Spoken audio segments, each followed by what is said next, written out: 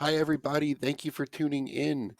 I recently put out a call on Twitter for for videos, and by far the most popular request was one for Boston Omaha Corporation, ticker symbol BOC. And it just so happens that this is one of my largest holdings personally, so I'm very happy to talk about it. So, if you're not familiar, Boston Omaha Corporation, they do not have any business operations themselves. They serve as a holding company for four different business segments. They have a billboard business under the name Link Media that focuses on static billboards, meaning not digital. They have an insurance business that specializes in what are called surety bonds. A lot of businesses need to have those. They have a broadband internet business that there is currently their focus. They've grown it pretty fast through acquisitions over the past few years that provides fast internet connections to mainly rural customers. um, they also have an asset management division. So we'll get into the asset management division in a second, but the first three, billboards, insurance, and broadband, those were selected because one, they have great economics, and two, they're very capital light businesses once they start to scale. When you think about a static billboard, meaning just kind of a piece of cardboard or material or whatever that's on the side of the road, after you install the actual billboard, it has very little maintenance that it needs to have. Unlike a digital billboard that obviously, electronics go bad and things need to be replaced. The broadband, once the infrastructure is in, once the actual fibers are ran to the house, there's little ongoing capital expense that's required. So these become very high margin businesses. In the second quarter of 2022, the broadband business ran a 75% gross margin, just to give you an idea of how profitable these can be. And as the business scales, that should get even better. So those are the three main operating businesses that they fully own. Boston Omaha Asset Management, the fourth segment, is basically full of investments that are not whole businesses. For example, this is where you'll find their stock investments. They made a pre-IPO investment in home builder Dreamfinders Homes, which turned out to be one of their best investment moves ever, and that lives in Boston Omaha Asset Management. This is the division where their massive investment in Sky Harbor, an aviation infrastructure company, is held. This is where a lot of their minority investments. They have a pretty large minority investment in an auto lender known as Crescent Bank. They have a commercial real estate broker that they invest in, and they're recently starting a built-for-rent homes business in the Boston Omaha Asset Management umbrella.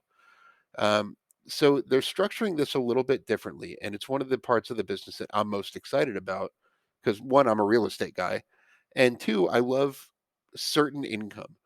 So the way they're structuring this, they call it Fund One. They're aiming to raise about $150 million, of which they're going to contribute 10% to really accelerate the start of this built for rent home business. The rental market is very, very hot right now.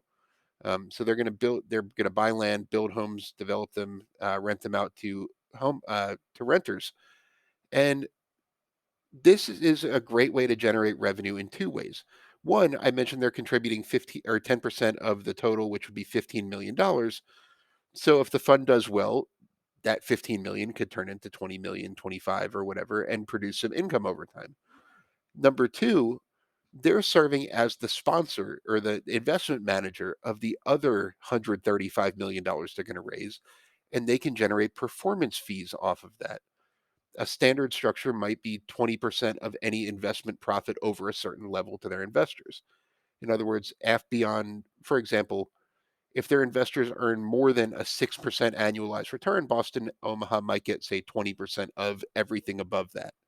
So it could be a great way to generate a lot more upside potential without taking a lot of risk. As I mentioned, they're only planning on risking 15 million of their own capital, and the upside potential is virtually unlimited. And eventually they want to spin that out into a real estate investment trust or REIT. And the fact that they're naming it Fund One implies that there could be Fund Two, Fund Three if this is successful. And it could be a really nice way to build an income stream off of their commercial real estate know-how. Um, so that's a rundown of the business segments.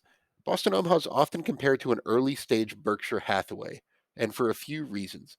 One, it's a conglomerate, but it's a conglomerate in the Warren Buffett style in that. But one of Buffett's complaints about most conglomerates is that they only buy businesses in full. This results in them overpaying for companies a lot. Generally, when a company acquires another company, they do so at a premium to the current market value. So, to get around that, Boston Omaha and Berkshire Hathaway are both willing to buy minority investments. I mentioned a few of them. The Dreamfinders Homes was about a 5% stake at its peak. They've sold some since.